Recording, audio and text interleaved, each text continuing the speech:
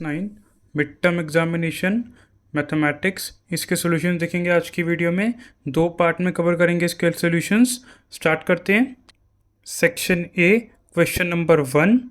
हमें यहाँ पर वैल्यू निकालनी है 125 रेज टू -1/3 की। सॉल्व करेंगे इसको। 125 रेज टू -1/3 दे रखा है। मैंने क्या किया, 125 का एलसीएम निकालोगे तो 5 क्यूब मिलेगा और ये -1/3 एज इट इज, दोनों पावर आपस में मल्टीप्लाई हो जाएंगी। 3 से 3 कट हो जाएगा, 5 रेज टू -1 बचेगा और उसको हम ऐसे लिख सकते हैं 1/5। माइनस का 1 लग जाता है, बाकी सब डिनोमिनेटर में चला जाता है, तो उसका आंसर हो जाएगा 1/5। Option number C. Question number 2, point -11,0 lies on, इसका आंसर हो जाएगा लाइज ऑन एक्स एक्सिस। उसके बाद बोल रहा है how many lines can be drawn through 3 collinear points. 3 collinear point से कितनी लाइन ड्रॉ हो सकती हैं? ओनली 1। ऑप्शन नंबर ए इसका सही आंसर हो जाएगा। क्वेश्चन नंबर 4, दो साइड दे रखी है ट्राइंगल की और सेमी पेरीमीटर दे रखा है, हमें थर्ड साइड निकालनी है। सॉल्व करेंगे इसको। हमें फर्स्ट साइड पता है, उसको मैंने लिख लिया 15, मतलब इन साइड हमें 11 दे रखी है और हमें सेमी पेरीमीटर दे रखा है 19 सेंटीमीटर। हमें निकालनी है थर्ड साइड। सबसे पहले मैंने सेमी पेरीमीटर का फॉर्मूला लगाया a + b + c/2। ठीक है, तो देखो सेमी पेरीमीटर मेरे को गिवन है 19, a मेरे को गिवन है 15, सेकेंड साइड मेरे को गिवन है 11, थर्ड साइड मेरे को पता नहीं है। अब मैंने क्या किया, 2 उधर आकर के मल्टीप्लाई हो जाएगा, ये हो जाएगा 38, 15 और 11 हो जाएगा 26, ये इधर आकर के सब्ट्रैक्ट होगा तो आपको मिलेगा 12। थर्ड साइड हो जाएगी हमारी 12 सेंटीमीटर। ऑप्शन सी इसका राइट आंसर होगा। Question number 5, which of the following is an example of a repeating decimal. Repeating decimal का एग्जाम्पल देना है हमें, इसमें हमारा आएगा ऑप्शन बी। ऑप्शन बी इसका राइट आंसर होगा। अब कह रहे हैं which of the following is the equation of the line parallel to Y axis. ठीक है, इसमें हमारा आएगा x = 7। ऑप्शन ए इसमें राइट आंसर होगा, क्योंकि इसमें हमें उस लाइन की इक्वेशन निकालनी है जो y एक्सिस के पैरेलल होता है, और y एक्सिस के जो पैरेलल होता है ना, उस लाइन की इक्वेशन होती है x = k। ठीक है, और ये k कोई ना कोई नंबर होगा, तो इसलिए x = 7। क्वेश्चन नंबर 7 क्या कह रहा है, ट्राइंगल PQR है, दो साइड इक्वल हैं और एंगल PQR 50 है, हमें PRQ निकालना है। इसको सॉल्व करेंगे। ये है हमारा ट्राइंगल। ठीक है, हमें PQR, ये एक ट्राइंगल दे रखा है, PQ और PR हमें इक्वल दे रखी है और एक एंगल 50 डिग्री दे रखा है। मैंने लिखा PQ और QR आपस में इक्वल होंगे। PQ और QR अगर आपस में इक्वल होंगे तो हमारा जो एंगल P है ये वाला और जो एंगल R है ये वाला, ये angle opposite to equal sides are equal, ये पढ़ा होगा आपने। अब हम क्या करेंगे, एंगल सम प्रॉपर्टी लगाएंगे। इसमें तीनों एंगल्स को प्लस करने पर 180 आएगा और एंगल P और angle Q plus angle R = 180। Angle Q हमें 50 डिग्री दे रखा है, एंगल P और एंगल R अगर इक्वल है तो दोनों जगह मैंने एंगल P लिख दिया। P और P हो गया 2 एंगल P, 50 इधर जाकर के सब्ट्रैक्ट हो जाएगा, ये हो गया 130। अब ये 2 इधर आकर के 130 को अगर डिवाइड करेगा तो आपको मिलेगा 65 डिग्री, यानी एंगल P 65 आ गया। एंगल P और एंगल R इक्वल हैं तो एंगल R भी 65 हो गया, तो हमें यही निकालना था एंगल PRQ, ये वाला, यानी ये कितना आ रहा है हमारा 65 डिग्री। तो 65 डिग्री इसका राइट आंसर होगा, जो कि है हमारा ऑप्शन नंबर डी। इसमें पूछ रहा है the perpendicular distance of the point -2, -7। Y axis से हमसे परपेंडिकुलर डिस्टेंस पूछ रहा है, तो वो x की वैल्यू होती है, बस पॉजिटिव में लिख देना, 2 यूनिट्स इसका आंसर हो जाएगा, option number D. Question number 9, a solution of the equation. हमें x + 2y = 4 का सॉल्यूशन बताना है, इन चारों में से कौन सा है। ये देखिए, तो मैंने ना 0,2 रखा, x की जगह 0 रखा, y की जगह 2 रखा। इस इक्वेशन में x की जगह 0 रखा, y की जगह 2 रखा, तो 4 और 4 बराबर आ गए, यानी 0,2 हमारा क्या है, सॉल्यूशन। 2 हमारा सॉल्यूशन है, तो ये देखो ऑप्शन नंबर ए हो जाएगा सही आंसर। अब देखो, value of 2a² b³ into 7a³ b³, इसका वैल्यू बतानी है। तो आप मेरे साथ देखो, 2 7 कितने होते हैं, 14 होते हैं। a यहाँ पे 2 बार है, यहाँ पे 3 बार है, पावर प्लस कर दो। b यहाँ पे 3 बार है, यहाँ पे भी 3 बार है, पावर प्लस कर दो, तो 14 a5 b6, option number D. Solid has dash dimension. Solid की कितनी डायमेंशन होती है, सॉलिड की 3 डायमेंशन होती हैं। अब अगला क्वेश्चन है, हमें इक्विलेटरल ट्राइंगल का एरिया दे रखा है, हमें इसका पेरीमीटर निकालना है। आइए सॉल्व करेंगे इसको। इक्विलेटरल ट्रायंगल का एरिया हमें दे रखा है 16√3 centimetre square. Area of equilateral triangle का फॉर्मूला होता है √3/4 इंटू साइड स्क्वायर। ये हमें 16√3 दे रखा है। साइड स्क्वायर इधर ही रहने दिया, √3/4 का इधर आकर के रेसिप्रोकल हो जाएगा। जब इसका रेसिप्रोकल हो जाएगा, √3 से √3 उड़ गया तो 16 और 4 बचा। ठीक है, √3 से √3 अगर कट गया तो 16 और 4 बचा। 16 और 4 को मल्टीप्लाई करने पे 64 आएगा।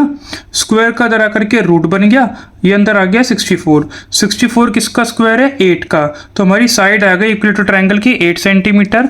हमसे पेरीमीटर पूछा था और पेरीमीटर ऑफ इक्विलेटरल ट्रायंगल होता है 3 इंटू साइड। 3 इंटू 8 सेंटीमीटर, हमारा पेरीमीटर आ गया 24 सेंटीमीटर।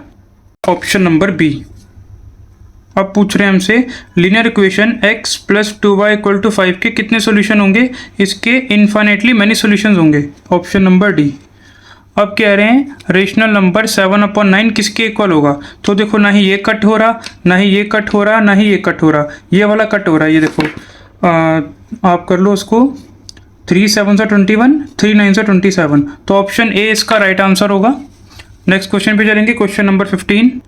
क्वेश्चन नंबर 15 में कह रहा है हमें कोऑर्डिनेट्स बताने हैं इस पॉइंट की रिफ्लेक्शन, यानी एक तरीके से हमें इसकी मिरर इमेज बतानी है अलोंग एक्स एक्सिस। अगर आपको अलोंग एक्स एक्सिस निकालनी है तो ये सेम रहेगा, एक्स वाई चेंज हो जाएगा। तो इसमें हमारा ऑप्शन हो जाएगा 4,4।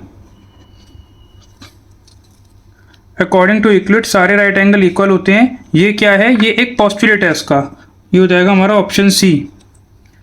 अब हमारा 17th क्वेश्चन है, हमें ट्रायंगल की साइड रेशियो में दे रखी है, उसका पेरीमीटर दे रखा है, हमें लॉन्गेस्ट साइड की लेंथ निकालनी है। इसको सॉल्व करेंगे। पे साइड्स रेशियो में तो हमने इसको 3x सेलेक्ट कर लिया और सेकंड साइड को 5x सेलेक्ट कर लिया, थर्ड साइड को 7x सेलेक्ट कर लिया। पेरीमीटर 300 मीटर गिवन है। अगर पेरीमीटर 300 है तो सेमी पेरीमीटर इसका हाफ हो जाएगा, यानी 150। यहाँ पे हम फॉर्मूला पुट कर देंगे सेमी पेरीमीटर का, a + b + c/2। Semi perimeter 150 है। फर्स्ट वाली साइड हो गई 3x, सेकंड साइड हो गई 5x, थर्ड साइड हो गई 7x/2। ये 2 और 150 आपस में मल्टीप्लाई हो जाएंगे, 300 मिल जाएगा। और 3x, 5x, 7x को प्लस करके 15x आ जाएगा। 15 जो है 300 को डिवाइड कर देगा और x की वैल्यू हो जाएगी 20 मीटर। अब आप 3x में, 5x में, 7x में 20 को मल्टीप्लाई कर देना। a मिलेगा 60 मीटर, b मिलेगा 100 मीटर, c मिलेगा 140 मीटर। हमें लॉन्गेस्ट साइड बतानी है, कौन सी हो जाएगी? 140 मीटर। ऑप्शन नंबर डी हो जाएगा हमारा सही। क्वेश्चन नंबर 18, इसमें हमें AD जो है मीडियन दे रखी है, हमें एंगल BAD की वैल्यू निकालनी है। इस क्वेश्चन में सॉल्व करेंगे इसको। ये रही हमारी क्वेश्चन की फिगर। ये देखो, इसमें हमें AB और AC इक्वल गिवन है। AB और AC हमारा इक्वल है तो हमारा एंगल ABD और ACD इक्वल होगा, क्योंकि जो एंगल इक्वल साइड्स के अपोजिट होते हैं वो आपस में भी इक्वल होते हैं। तो ये 50 था तो ये भी 50 हो गया। उसके बाद इन तीनों एंगल का जो सम है ये हमारा 180 डिग्री हो जाएगा एंगल सम प्रॉपर्टी से। एंगल A हमें पता नहीं, एंगल B और एंगल C दोनों कितना है? हमारा 50 है। 50 और 50 हो गया 100, उधर जाकर के सब्ट्रैक्ट हो जाएगा।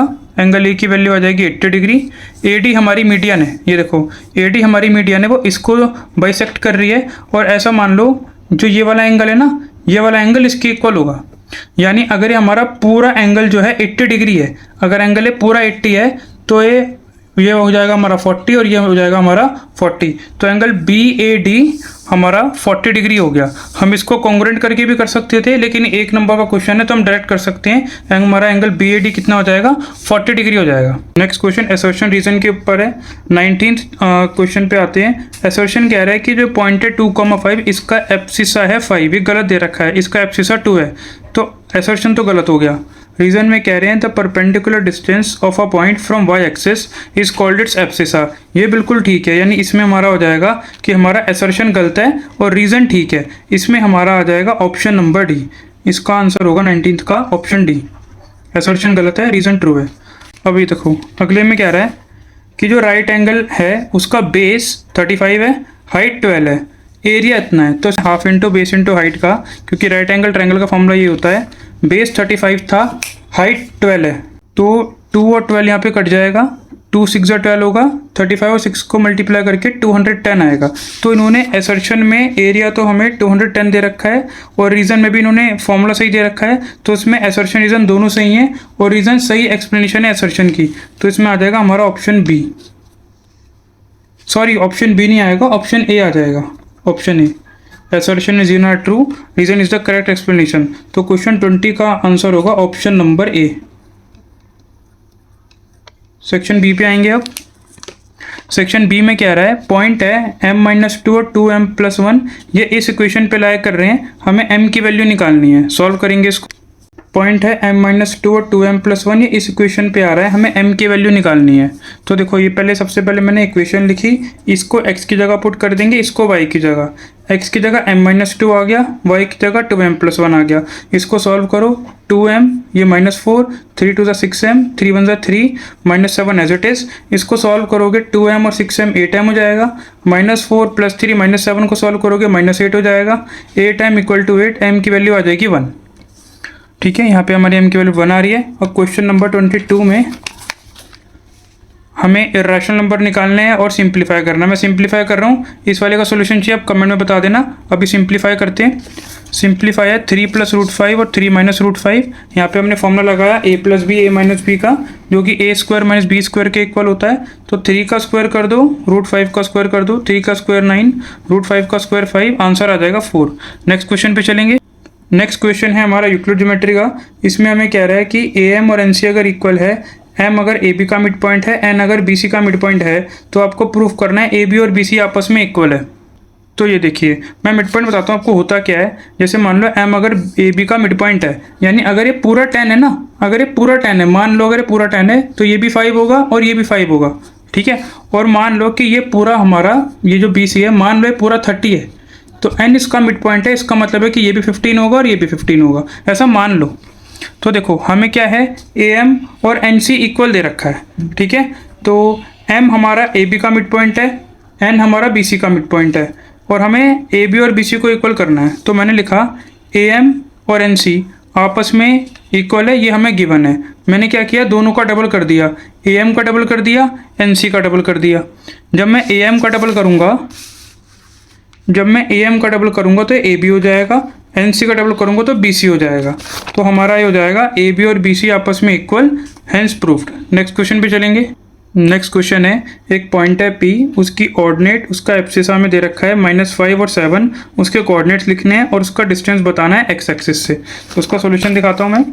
x कोऑर्डिनेट एब्सिसा 7 दे रखी है, y कोऑर्डिनेट हमें -5 दे रखा है, कोऑर्डिनेट्स हो जाएंगे उसके 7, -5, और डिस्टेंस बताना है हमें पॉइंट P का y एक्सिस से। तो y एक्सिस से हमें बताना है इसका the distance of point P, sorry x axis से बताना है, तो distance of point P from the x axis is 5 units. ये हमारा 5 यूनिट्स हो जाएगा। नेक्स्ट क्वेश्चन पे चलेंगे। नेक्स्ट क्वेश्चन पे कह रहा है हमें कि ये हमारी एक फिगर है 25, इसमें हमें कह रहा है कि ये दोनों साइड हमारी आपस में इक्वल हैं और AC जो है एंगल A को बाइसेक्ट कर रहा है, दोनों ट्रायंगल्स को हमें कॉन्ग्रुएंट करना है। तो उसको सॉल्व करेंगे। ये देखो, ये हमारा ये वाली साइड इसके इक्वल है, ये वाला एंगल इसके इक्वल है। हमें क्या प्रूफ करना है, इन दोनों को कॉन्ग्रुएंट प्रूफ करना है। तो मैंने सबसे पहले गिवन लिख लिया, गिवन है हमें ये AC बाइसेक्ट कर रहा है एंगल A को, और हमें अगर AC एंगल A को बाइसेक्ट कर रहा है BAC, और हमारा ये BAC और DAC ये आपस में हमारा इक्वल होगा। अब इसको हमें कॉन्ग्रुएंट करना है। तो सबसे पहले मैंने लिखा कि AB और AD तो मेरा इक्वल गिवन है, और ये दोनों एंगल भी इक्वल गिवन है, BAC और DAC ये तो इक्वल हमें गिवन ही है, AC दोनों में कॉमन आ रहा है। तो 3 चीज़ें हमारी आ चुकी हैं, ये हमारा कॉन्ग्रुएंट हो गया SCS कॉन्ग्रुएंसी रूल से। बाकी के जो सेक्शंस है C, D और E वो हम नेक्स्ट पार्ट में कवर करेंगे। Thanks for watching.